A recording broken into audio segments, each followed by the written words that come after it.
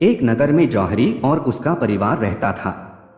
अचानक जौहरी के निधन हो जाने कारण उसके परिवार को आर्थिक संकट से गुजरना पड़ रहा था। कुछ दिनों के बाद परिवार के पास खाने के लिए भी पैसे नहीं थे।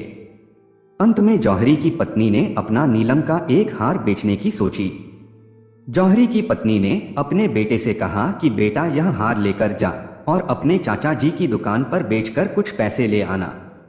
बेटा उस हार को लेकर चाचा जी के पास गया। उसके चाचा जी ने नीलम के हार को ध्यान से देखा, फिर उसे कुछ रुपए देते हुए बोले, अभी तुम कुछ पैसे रखो, अभी बाजार में मंदी है, इसलिए अभी इस हार को मत बेचो और तुम कल से रोज दुकान पर आकर काम सीख सकते हो।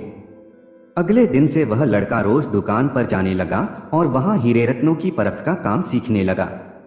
कुछ सालों में ही वह बड़ा पारखी जौहरी बन गया और लोग दूर दूर से अपने हीरे की परख कराने उसके पास आने लगे। एक दिन उसके चाचा ने उससे कहा कि अब बाजार बहुत तेज है, तो वह नीलम का हार ले आए जो उसकी मां ने अपने खराब दिनों में बेचने को कहा था। वह लड़का जब अपने घर पर रखे हुए हार को देखा तो वह समझ गया कि यह हार नकली है। जौहरी के लड़के ने वह हार घर पर ही छोड़ दिया। वापस दुकान पर आने के बाद जब चाचा ने पूछा हार क्यों नहीं लाए, तो उसने कहा वह नकली हार था। तब चाचा ने कहा जब तुम पहली बार हार लेकर आए थे तब मैं उसे नकली बता देता तो तुम सोचते कि कोई तुम्हारे बुरे वक्त में काम नहीं आ रहा और चाचा हमारी चीज को भी नकली बताने लगे। लेकिन अब ऐसा नहीं है, अब तुम्हें रत्नों की परख हो गई है। आज जब तुम्हें खुद ज्ञान हो गया तो पता चल गया कि वह हार सचमुच नकली है।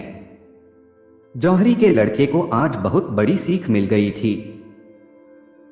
दोस्तों, अक्सर हमारी जिंदगी में भी कई ऐसे मौके आते हैं जब हम अपने कम ज्ञान और गलत विचारों से घिरे होने के कारण सही बात को भी गलत मान लेते हैं।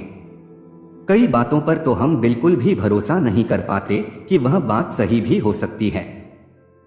उम्र बढ़ने या समय के साथ जब हमें उस बात का ज्ञान होता है तब हमें एहसास होता है कि उस वक्त हम कितना गलत हो सकते थे। इसलिए आप भी अंधकार में रहकर किसी भी चीज की परख नहीं करें। हमेशा सच्चाई को जानने की कोशिश करनी चाहिए जिससे हम कभी भी धोखा न खाएं और दूसरों के प्रति घृणा के शिकार ना हो। दोस्तों, उम्मीद है यह कहानी आपको पसंद आई होगी। कमेंट बॉक्स में लिखकर अपनी राय जरूर बताएं।